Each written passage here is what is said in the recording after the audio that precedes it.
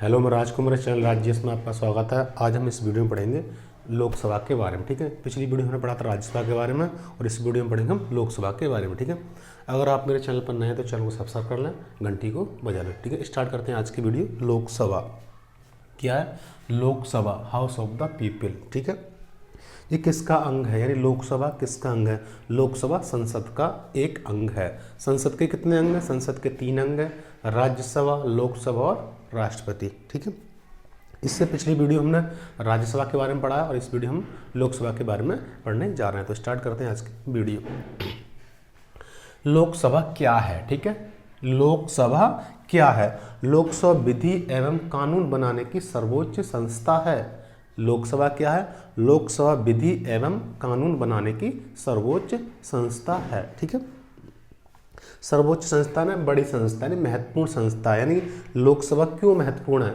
क्योंकि लोकसभा में ही देश का मंत्रिमंडल बैठता है। ठीक है, इसलिए लोकसभा बहुत महत्वपूर्ण है। लोकसभा क्या है? लोकसभा विधि एवं कानून बनाने की सर्वोच्च संस्था है। कानून कैसे बनता है? राज्यसभा और लोकसभा द्वारा जो विधेयक पारित किए जाते हैं वह विधेयक राष्ट्रपति के पास भेज जाते हैं। अगर राष्ट्रपति उस विधेयक पर अपने स्वीकृति दे देते हैं या अपना हस्ताक्षर कर देते हैं तो वह विधेयक कानून का रूप ले पाता है। यानी कि राज्यसभा और लोकसभा द्वारा जो विधेयक पारित किए जाते हैं वही राष्ट्रपति के पास जाकर कानून का रूप ले पाते हैं। ऐसे ही कानून या नियम बनाए जाते हैं देश में। ठीक है, अभी हमने क्या पढ़ा? लोकसभा क्या है? लोकसभा विधि एवं कानून बनाने की एक संस्था है। ठीक है, अब देखते हैं लोकसभा का गठन किस अनुच्छेद के तहत होता है। ठीक है, लोकसभा गठन किस अनुच्छेद के तहत होता है? तो लोकसभा का गठन अनुच्छेद 81 के तहत होता है। ठीक है, राज्यसभा का गठन कौन से अनुच्छेद के तहत होता है? तो राज्यसभा गठन अनुच्छेद 80 के तहत होता है। लोकसभा का 81 के तहत और राज्यसभा का 80 के तहत इसका गठन होता है। ठीक है, अब देखते हैं अगला पॉइंट क्या है। कौन सा सदन है? लोकसभा कौन सा सदन? उच्च सदन है या निम्न सदन? लोकसभा कौन सा सदन है? तो लोकसभा निम्न सदन है और राज्यसभा उच्च सदन है और लोकसभा एक निम्न सदन है। ठीक है, लोकसभा निम्न सदन है। निम्न मानी होता है छोटा, सदन मानी होता है घर। यानी जो लोकसभा है वह एक छोटा घर है। सिर्फ कहने में छोटा है लेकिन काम बड़े बड़े करता है। यानी लोकसभा कहने में तो छोटे सदन लग रहा है या दिख रहा है लेकिन इसी के द्वारा बड़े बड़े नियम कानून बनाए जाते हैं। क्यों बनाए जाते हैं? क्योंकि इसी में देश का मंत्रिमंडल यानी प्रधानमंत्री बैठता है। इसलिए लोकसभा एक बहुत महत्वपूर्ण सदन है। नाम से छोटा लेकिन काम से बड़ा है लोकसभा। अब देखते हैं लोकसभा के अधिकतम सदस्य संख्या कितनी है। ठीक है, लोकसभा के अधिकतम सदस्य संख्या कितनी है? तो लोकसभा के अधिकतम सदस्य संख्या 550 है। ठीक है, अभी प्रेजेंट में 550 है। ठीक है, पहले ये 552 थी। ठीक है, अब दो कहाँ गए? दो 104वें संविधान संशोधन के तहत 2 आंग्ल भारतीय समुदाय से जो 2 लोग लोकसभा के लिए चुने जाते थे उन्हें अब हटा दिया गया। तो इसलिए अब वर्तमान में लोकसभा के सदस्यों की संख्या 550 है। पहले 552 थी। ठीक, लेकिन अभी संविधान संशोधन 104 के तहत उन 2 आंग्ल भारतीय समुदाय के सदस्यों को अब हटा दिया गया है। इसलिए वर्तमान में लोकसभा की अधिकतम संख्या 550 है। ठीक है, यहाँ तक समझ में आया? अब देखते हैं अगला पॉइंट क्या है हमारा। सीटों का आवंटन कैसे होता है? जो लोकसभा की सीटों का आवंटन कैसे होता है?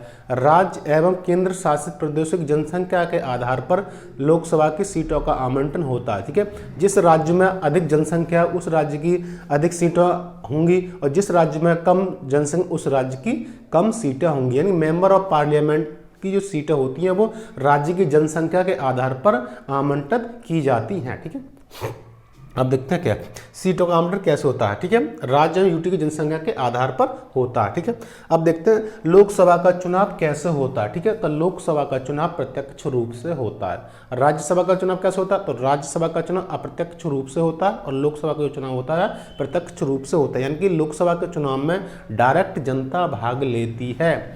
लोकसभा के चुनाव में डायरेक्ट जनता भाग लेती है लेकिन राज्यसभा के चुनाव में डायरेक्ट जनता भाग नहीं लेती।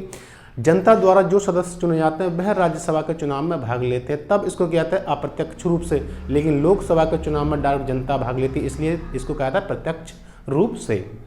यानी अगले वर्ष यानी 2024 में लोकसभा का चुनाव होने जा रहा है। ठीक है, अब देखते हैं अगला पॉइंट क्या है। चुनाव हो गया कैसे? प्रत्यक्ष रूप से होता है। राज्यों से सदस्य संख्या कितनी है? ठीक है, लोकसभा के जो सदस्य संख्या है वो राज्यों से कितनी है, तो कितनी है वह 530 है। यानी कि राज्यों से जो मेंबर ऑफ पार्लियामेंट चुने जाते हैं वह 530 चुने जाते हैं अधिकतम, ठीक है। और यूटी से कितनी है 20, तो टोटल कितने हो गए 550। यानी राज्यों से कितने हैं member of parliament 530, UT one केंद्र शासित प्रदेश से कितने हैं 20, ठीक है। तो टोटल कितने हो गए 550। अब देखते हैं वर्तमान सदस्य संख्या कितनी है, यानी लोकसभा की जो वर्तमान सदस्य संख्या है वह कितनी है, तो वह कितनी है 543 है। यानी लोकसभा की जो वर्तमान जनसंख्या वो वर्तमान जो सदस्य संख्या है वह 543 है। स्टेट से कितने का चुनाव होता है, ठीक है। स्टेट से कितनी है, मतलब स्टेट से 524 है और यूटी से 19 है, तो टोटल कितने हो गए 543 है। राज्यों से 524 और यूटी केंद्र शासित प्रदेशों से 19 है, तो कितने हो टोटल वर्तमान 543, ठीक है। किसका प्रतिनिधित्व करती है, यानी जो लोकसभा है वह किसका प्रतिनिधित्व करती है। प्रश्न बनता है लोकसभा किसका प्रतिनिधित्व करती है, तो लोकसभा देश की समस्त जनता का प्रतिनिधित्व करती है। लोकसभा किसका प्रतिनिधित्व करती है, तो लोकसभा देश की समस्त या सारी जनता का प्रतिनिधित्व करती है, लेकिन राज्यसभा भाई गिने चुने लोगों का प्रतिनिधित्व करती है। अब देखते हैं योग्यता, यानी कौन व्यक्ति लोकसभा का सदस्य बन सकता है या मेंबर ऑफ पार्लियामेंट बन सकता है, यानी कौन व्यक्ति मेंबर ऑफ पार्लियामेंट बन सकता है, क्या क्या योग्यता उसकी होनी चाहिए, कौन कौन सी भी शर्त है, ठीक है। अब देखते हैं पहली शर्त कौन सी, वह भारत का नागरिक हो। जो व्यक्ति लोकसभा का चुनाव लड़ना चाहता है सबसे पहले तो वह भारत का नागरिक होना चाहिए, तभी वह व्यक्ति मेंबर ऑफ पार्लियामेंट का चुनाव लड़ सकता है, ठीक है। अब देखते हैं 25 वर्ष की आयु पूर्ण, यानी जो व्यक्ति लोकसभा का चुनाव लड़ना चाहता है तो उसकी 25 वर्ष आयु पूर्ण होनी चाहिए, तभी वह व्यक्ति लोकसभा का चुनाव लड़ सकता है या मेंबर ऑफ पार्लियामेंट का चुनाव लड़ सकता है। तीसरी शर्त क्या है, लाभ के पद पर ना हो, यानी जो व्यक्ति लोकसभा का सदस्य बनना चाहता है या चुनाव लड़ना चाहता है वह किसी लाभ के पद पर ना हो। लाभ के पद पर मतलब क्या है, ना वह राज्य सरकार में कर्मचारी हो ना वह केंद्र सरकार में कर्मचारी हो। अगर वह कर्मचारी है और लोकसभा के लिए चुन जाता है तो उसको अपने पद से इस्तीफा देना होता है, तभी वह मेंबर ऑफ पार्लियामेंट का सदस्य बन सकता है, ठीक है। अगली कंडीशन क्या है, पागल या दिवालिया ना हो, यानी जो व्यक्ति लोकसभा का चुनाव लड़ना चाहता है या सदस्य बनना चाहता है वह पागल या दिवालिया ना हो। अगर वह पागल या दिवाली होता तो अगर वह लोकसभा के लिए चुन लिया जाता तो वह क्या करेगा, यानी अच्छे निर्णय नहीं ले पाएगा, ठीक है। इसलिए वह पागल या दिवालिया ना हो जो व्यक्ति लोकसभा का सदस्य बनना चाहता है। अगला पॉइंट क्या है, न्यायालय द्वारा दोषी ना हो, यानी जो व्यक्ति लोकसभा का सदस्य बनना चाहता है या चुनाव लड़ना चाहता है वह किसी भी न्यायालय द्वारा दोषित ना हो, यानी उसे न्यायालय द्वारा दोषी ना ठहराए, तभी वह व्यक्ति लोकसभा का सदस्य या लोकसभा का चुनाव लड़ सकता है। अगर मेरी वीडियो पसंद आई तो वीडियो को लाइक करें, चैनल को सब्सक्राइब करना ना भूलें। मिलते हैं अगले वीडियो में।